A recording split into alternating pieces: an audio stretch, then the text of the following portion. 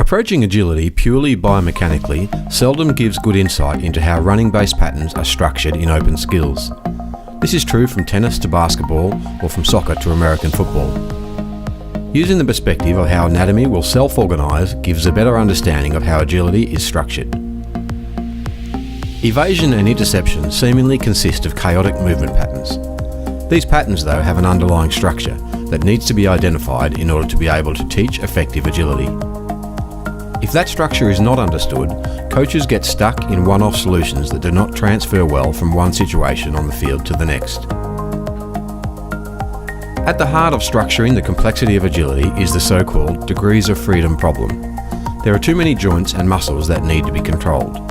Especially in open situations where movement cannot be pre-planned, controlling all these joints in an effective way is a task too complex for the brain.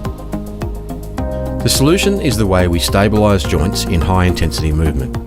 We use anatomical units of push and pull forces called biotensegrity to stabilise joints in a position that can handle perturbations. In dynamic systems theory, these stable units are called attractors. They are stable and economical components of movement. The components we do not stabilise are used for adapting to the environment. These fluctuations have high energy cost. A good landscape of attractors and fluctuations is the key to good agility. Stabilising joints to better control human movement works very similar to how a car is drivable. If each wheel has its own steering wheel, the car is undrivable. Too many fluctuations. That is why the number of degrees of freedom is reduced to one steering wheel. Stability is built bottom up. It starts with stabilising muscle. Muscles are assembled in clusters of chains and co-contractions, and these then form the foundation of total patterns.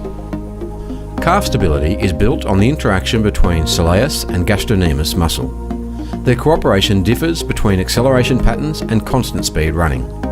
Therefore, in field sports, there are a lot of athletes that have poor ankle stability in acceleration and good stability at speed, and vice versa. Stability in one mode does not guarantee the other. Hamstrings frequently get injured, so are better off in a stable, self-organised and self-protecting contraction mode, this being an isometric, elastic muscle action. Abdominals are the gang leader in agility. The movement quality greatly depends on how comfortable they are in high-intensity action. They want to be in an attractor state. Accuracy of control, rather than being extremely strong, will give them that attractor state. On the assembly line of movement, these muscles can then be integrated into bigger units. In these bigger units, important principles of agility emerge, like a principle called hinge at the hip. These agility-specific assemblies then construct stability in running-based patterns, with on-field exercises strategically used to make running generic and effective. Further down the assembly line, these running patterns can get their sport-specific shapes, upper to lower body independence in catching and passing in rugby, for example. The patterns eventually are ready to be put to good use on the field. Good running patterns in agility, with upper body independence, helps to keep opponents committed and guessing.